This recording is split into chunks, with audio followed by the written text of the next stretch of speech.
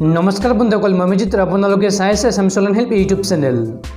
বন্ধুসকল, প্ৰতিদিনৰ দৰে আজিও কেইবাটাও গুৰুত্বপূৰ্ণ খবৰ লৈ আহিছোঁ আপোনালোকৰ মাজলৈ। খুব এটা গুৰুত্বপূৰ্ণ ভিডিঅ' আপোনালোকে ভিডিঅ'টো শেষলৈ চাই থাকিব। আৰু বন্ধুসকল, যদি এতিয়ালৈকে এই ভিডিঅ'ত লাইক কৰা নাই তেন্তে প্লিজ এটা লাইক কৰি দিয়ক। আৰু এনেকুৱা ধৰণৰ নতুন নতুন ভিডিঅ' পাবলৈ চেনেলটো ছাবস্ক্ৰাইব কৰি কাষত থকা বেল আইকনটো প্ৰেছ কৰি ৰাখক, যাতে যেতিয়াই মই যিবোৰ ভিডিঅ' আপলোড কৰোঁ তাৰ নটিফিকেশ্যন সকলোতকৈ আগত আপোনাৰ মোবাইলত যায়। বন্ধুসকল, প্ৰথম খবৰটি হৈছে ৰাজ্যত সমাপ্ত হ'ল প্ৰথম পৰ্যায়ৰ ভোটগ্ৰহণ। প্ৰথম পৰ্যায়ৰ ভোটগ্ৰহণত সন্ধিয়া 6 বজালৈকে ভোটদানৰ হাৰ হৈছে 72.10%। শনিবাৰে ৰাজ্যত অনুষ্ঠিত হৈ গ'ল অসম বিধানসভা নিৰ্বাচনৰ প্ৰথম পৰ্যায়ৰ ভোটগ্ৰহণ। আৰু প্ৰথম পৰ্যায়ৰ ভোটগ্ৰহণ শনিবাৰে পুৱা 7 বজাৰ পৰা আৰম্ভ হৈ সন্ধিয়া 6 বজাত সমাপ্ত হয়। আৰু সন্ধিয়া 6 বজাত ভোটদানৰ হাৰ হৈছে 72.10%। উল্লেখযোগ্য যে 12খন জিলাৰ 47টা সমষ্টিত অনুষ্ঠিত হোৱা ভোটদান প্ৰক্ৰিয়াত সন্ধিয়া 6 বজালৈকে 72.10% লোকে ভোটদান কৰে। প্ৰথম পৰ্যায়ৰ নিৰ্বাচনত 8,19,815 গৰাকী ভোটাৰ আছে। ইয়াৰে 4,77,210 গৰাকী পুৰুষ ভোটাৰ আৰু মহিলা ভোটাৰৰ সংখ্যা হৈছে 4,32,481 গৰাকী। ইতিমধ্যে ৰাজ্যৰ বিভিন্ন প্ৰান্তত দ্বিতীয় পৰ্যায়ৰ নিৰ্বাচনী প্ৰচাৰ আৰম্ভ হৈছে। দ্বিতীয় পৰ্যায়ৰ নিৰ্বাচন 1 এপ্ৰিল আৰু তৃতীয় পৰ্যায়ৰ নিৰ্বাচন 6 এপ্ৰিলত অনুষ্ঠিত হ'ব। বন্ধুসকল, তাৰপিছত 2 নম্বৰ খবৰটিয়ে হৈছে সোণাৰী ভোট কেন্দ্ৰত অঘটন, মৃত্যু কৰ্তব্যৰত পুলিং বিষয়াৰ। সোণাৰী সমষ্টিৰ হালকাঠনি চাহ বাগিচা প্ৰাথমিক বিদ্যালয়ৰ 147 নং ভোট কেন্দ্ৰত অঘটন, কৰ্তব্যৰত দ্বিতীয় পুলিং অফিচাৰৰ মৃত্যু। অফিচাৰগৰাকী মৰাণ সেউজপুৰৰ তুলসী খনিকৰ 59 বছৰ বুলি জানিব পৰা গৈছে। হঠাতে কৰ্তব্যৰত অৱস্থাতে ঢলিপুৰত ততালিকে হাপিঘাটে আদৰ্শ চিকিৎসালয়ত ভৰ্তি কৰে যদিও চিকিৎসকে উন্নত চিকিৎসাৰ বাবে ডিব্ৰুগড়লৈ প্ৰেৰণ কৰে। ডিব্ৰুগড়লৈ নি থকা অৱস্থাতে পথতে মৃত্যু হয়। বন্ধুসকল, তাৰপিছত 3 নম্বৰ খবৰটিয়ে হৈছে দেশত পুনৰ দ্ৰুতগতিত বৃদ্ধি পাই আছে কৰোনা ভাইৰাছত আক্ৰান্ত হোৱা আৰু মৃত্যু হোৱা লোকৰ সংখ্যা। বিগত 24 ঘণ্টাত ভাৰতত নতুনকৈ প্ৰায় 63,000 লোক আক্ৰান্ত হৈছে মহামাৰী কোভিড-19ত। দেশত এতিয়া প্ৰতিদিনে কৰোনাত আক্ৰান্ত লোকৰ সংখ্যা ক্ৰমাৎ বৃদ্ধি পোৱা পৰিলক্ষিত হৈছে। বিগত 24 ঘণ্টাত কৰোনাত আক্ৰান্ত হৈছে প্ৰায় 63,000 লোক। দেশৰ 18খন ৰাজ্যত এতিয়া পোৱা গৈছে কোভিডৰ নতুন প্ৰজাতি। এই প্ৰজাতি কোভিড-19তকৈ অধিক মাৰাত্মক বুলি বিজ্ঞানীসকলে প্ৰকাশ কৰিছে। ভেকচিন ওলাইছে, কিন্তু কোভিডৰ আতংকৰ পৰা মুক্ত হ'ব পৰা নাই দেশ। দেশত কিছুদিন আগলৈকে কোভিডৰ সংহাৰ বহু পৰিমাণে নিয়ন্ত্ৰণলৈ আহিছিল যদিও শেহতীয়াকৈ পুনৰ কোভিডে মাৰাত্মক ৰূপত মূৰ দাঙি উঠিছে। বিশ্বৰ অন্যান্য প্ৰান্তৰ লগতে ভাৰততো বৰ্তমান সময়ত কোভিড ভাইৰাছৰ সংক্ৰমণ পুনৰ নতুনকৈ আৰম্ভ হৈছে। বিগত 24 ঘণ্টাত ভাৰতত 62,258 গৰাকী ব্যক্তি কোভিড পজিটিভ হৈছে।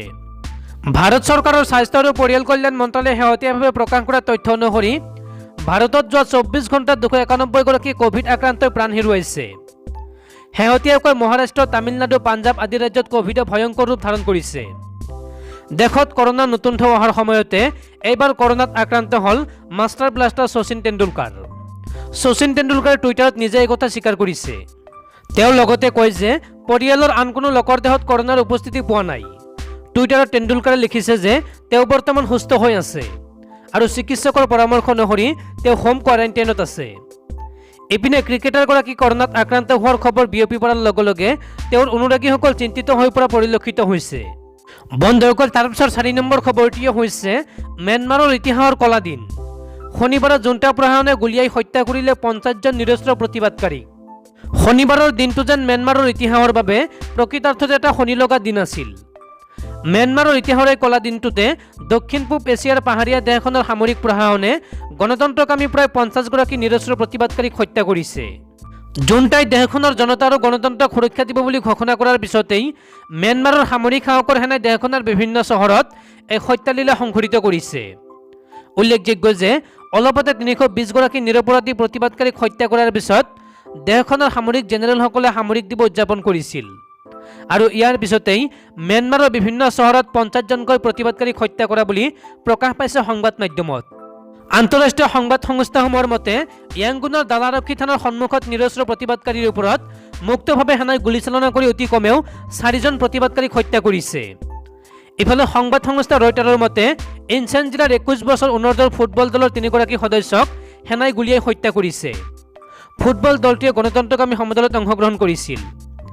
স্থানীয় সংবাদপত্ৰ ম্যানমাৰ নাওৰ মতে মাণ্ডালৰ বিভিন্ন প্ৰান্তত ম্যানমাৰ সেনাই অতি কমেও 13গৰাকী প্ৰতিবাদকাৰীক গুলীয়াই হত্যা কৰিছে।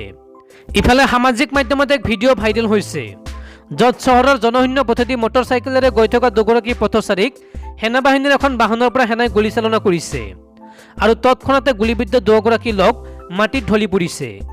ম্যানমাৰ নাওৰ দাবী যে দেশখনৰ বিভিন্ন প্ৰান্তত শনিবাৰৰ দিনটোত সেনাই অতি কমেও 50গৰাকী প্ৰতিবাদকাৰীক গুলীয়াই হত্যা কৰিছে। বন্ধুসকল, তাৰপিছৰ 5 নম্বৰ খবৰটিয়ে হৈছে লাহোৱালত পিষ্টল উলিয়াই নিৰ্বাচনী বিষয়াৰ মাফিয়াগিৰি। কেতিয়াবা যদি কোনো দলৰ সমৰ্থকে নিৰ্বাচনী বিষয়াৰ গাড়ীত আক্ৰমণ কৰি নিৰ্বাচনী হিংসাত ইন্ধন যোগাইছে, কেতিয়াবা নিৰ্বাচন আয়োগে নিযুক্ত কৰা খত নিৰ্বাচনী বিষয়াইও মাফিয়াগিৰি প্ৰদৰ্শন কৰা দেখা গৈছে এইবাৰৰ ভোটগ্ৰহণ পৰ্বত।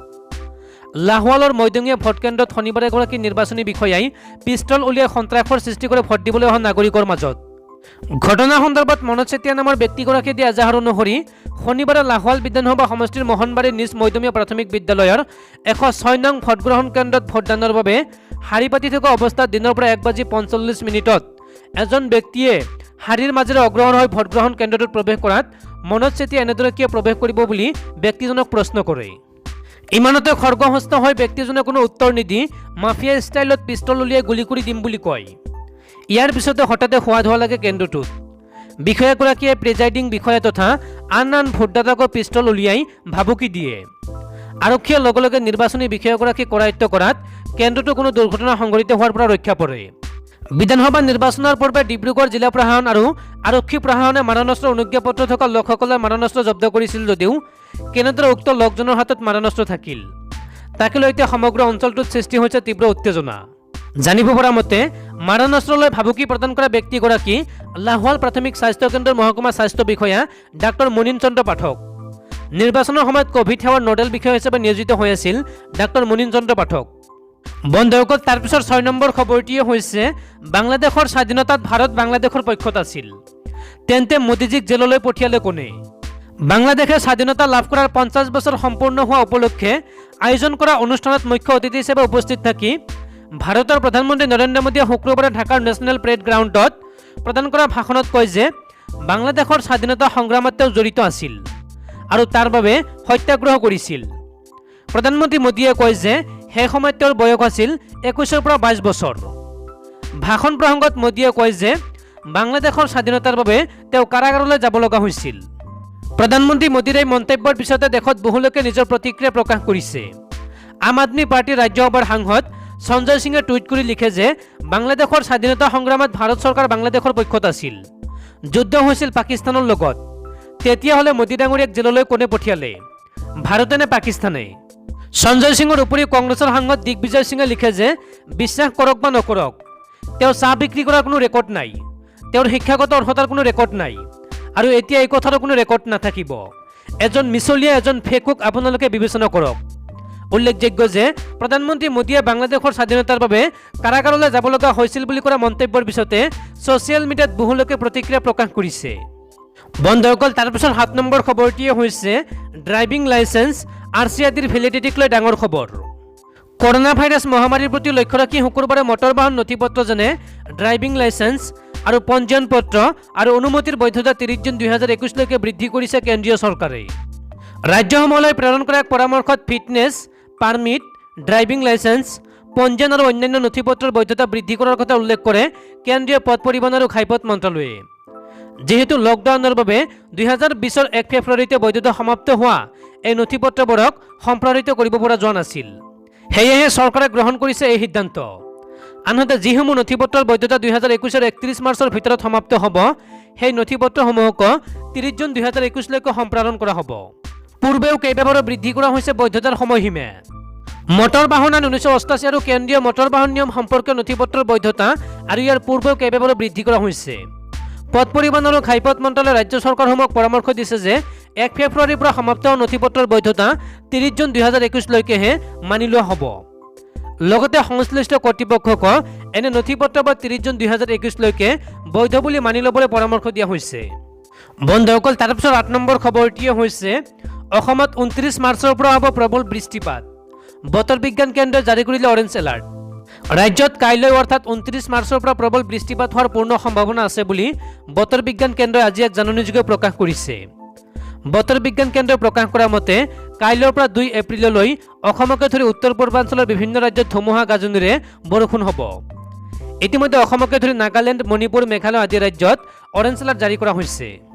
বতৰ বিজ্ঞান কেন্দ্ৰই জাৰি কৰা জাননী অনুসৰি কাইলৈ অৰ্থাৎ 29 মাৰ্চত অসমৰ লগতে চুবুৰীয়া ৰাজ্য মেঘালয়ৰ বিভিন্ন অঞ্চলত প্ৰবল বৰষুণ হ'ব।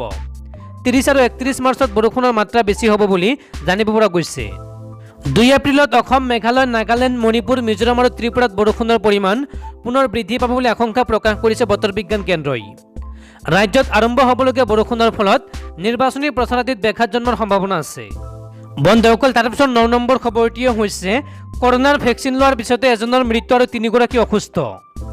বৰ্তমান দেশত কৰোনা ভেকচিন দি থকা হৈছে।